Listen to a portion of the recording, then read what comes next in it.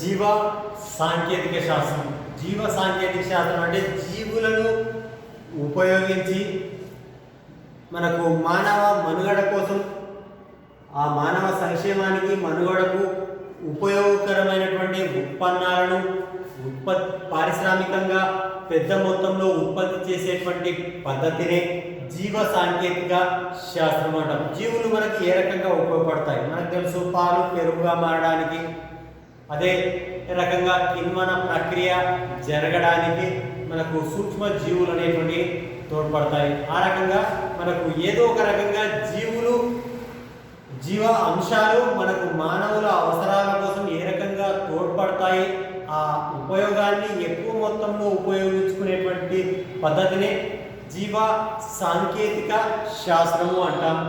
అయితే ఈ జీవ సాంకేతిక శాస్త్రంలో ఉండేటువంటి సూత్రాలు ప్రధానంగా మనకు రెండు రకాలు మనం గమనిస్తాం. ఒకటి జన్యు ఇంజనీరింగ్ అనేటువంటిది, ఒకటి కణజాల వర్ధనము అనేటువంటిది ఒకటి.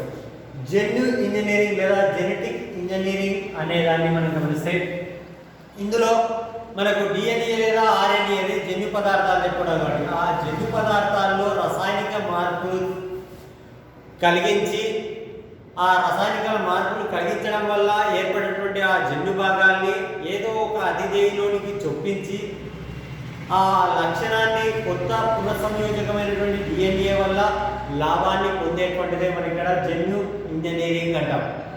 దానివల్ల మనకు ఉపయోగకరంగా ఏర్పడినటువంటి డిఎన్ఏలను మనం అతిథేయులోనికి చొప్పించి ఆ లక్షణాన్ని మనం పొందవచ్చు. కణజాల వర్ధనం అనే దాన్ని గమనిస్తే ఏదైనా వాంఛనీయ లక్షణాలు కలిగినటువంటి వాటిని తక్కువ కాలంలో ఎక్కువ మొత్తంలో ఉత్పత్తి చేయడానికి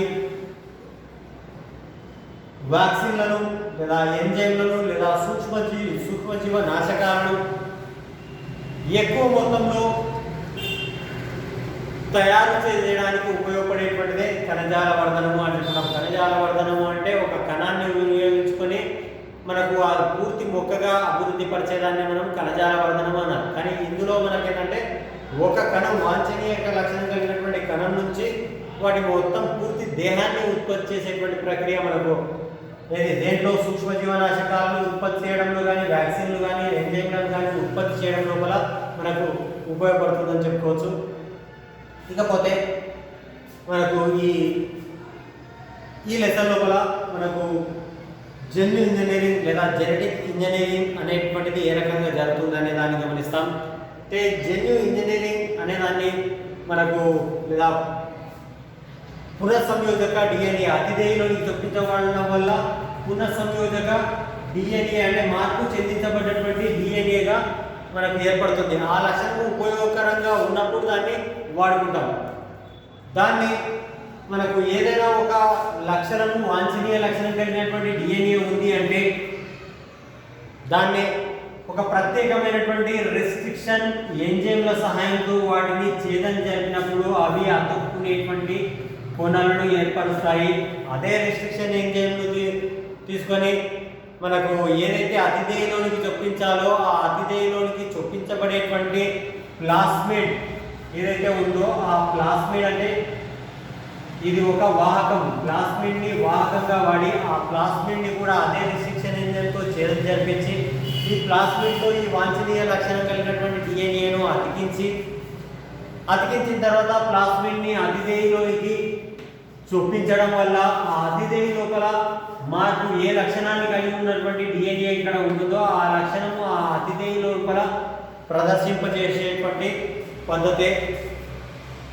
దీన్ని మొట్టమొదటిసారిగా హెర్బర్ట్ బోయర్ అనేటువంటి శాస్త్రవేత్త మనకు సాల్మోనెల్లా టైఫిమ్యూరియం అనేటువంటి బ్యాక్టీరియంలో నుండి ప్లాస్మిడ్లను వేరుపరిచి హెర్బర్ట్ బోయర్ సాల్మోనెల్లా టైఫిమ్యూరియం నుండి అందులో ప్లాస్మిడ్లను వేరుపరిచి ఆ ప్లాస్మిడ్లను మనకు వాంఛనీయ లక్షణాలు కలిగినటువంటి వాంఛనీయ లక్షణం అంటే యాంటీబయోటిక్ నిరోధకత కలిగినటువంటి లక్షణాలు కలిగినటువంటి డిఎన్ఏ భాగాన్ని ఇందులో ఉన్నటువంటి ప్లాస్మిడ్ లోపల ప్లాస్మిడ్ని వేరుపరిచి దాన్ని కూడా రెస్ట్రిక్షన్ ఎంజైమ్తో ఛేదన జరిపి దాన్ని ఎస్చెరిషియా కోలై లోపల చొప్పించడం వల్ల ఈ ఎస్చెరిషియా కోలైలో ఉన్నటువంటి ప్లాస్మిడ్ సాల్మోనెల్లా టైఫీ మీడియంలో ఉండేటువంటి ప్లాస్మిడ్ ఒకే రకమైనటువంటి మనకు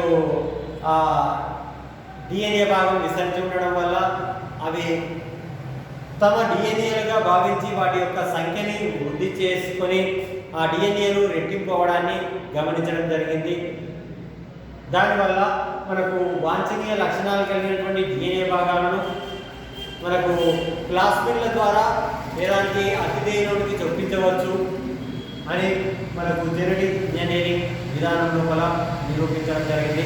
ఆ పునఃసంయోజక సాంకేతిక పద్ధతి ఏ రకంగా ఉంది అనేటువంటిది నెక్స్ట్ క్లాస్ అవుతాం. అయితే అంతకుముందు మనకు పునఃసంయోజక డిఎన్ఏ ఏర్పరచడానికి వాంఛనీయ జన్యువు అనేటువంటి దాన్ని గుర్తించడానికి ఈ ప్రక్రియ అనేటువంటి జరపడానికి మనకు మొదటగా 3 పద్ధతులు ప్రధానమైనటువంటి అంశాలుగా చెప్పుకోవచ్చు.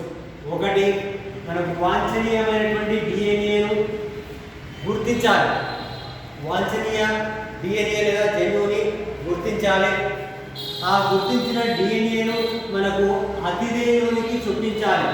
అంటే ఏ జీవిలో మనకు అవసరమో ఆ అతిథేయునికి చొప్పించాలి. ఆ అతిథేయునికి చొప్పించిన తర్వాత అక్కడ ఆ డిఎన్ఏ అనేటువంటిది ప్రవేశం పొందిన తర్వాత ఆ డిఎన్ఏను అది కొనసాగిస్తుందా లేదా వాటి సంఖ్యను పెరుగుతుందా లేదా వాటి లక్షణాన్ని ప్రదర్శిస్తుందా లేదా అనేటువంటిది గమనించాలి. ఈ 3 దశలు జరిగిన తర్వాత మనకు ఆ లాంఛనీయ లక్షణం బయటపడిందా లేదా అనేటువంటిది మనకు తెలుస్తుంది. ఆ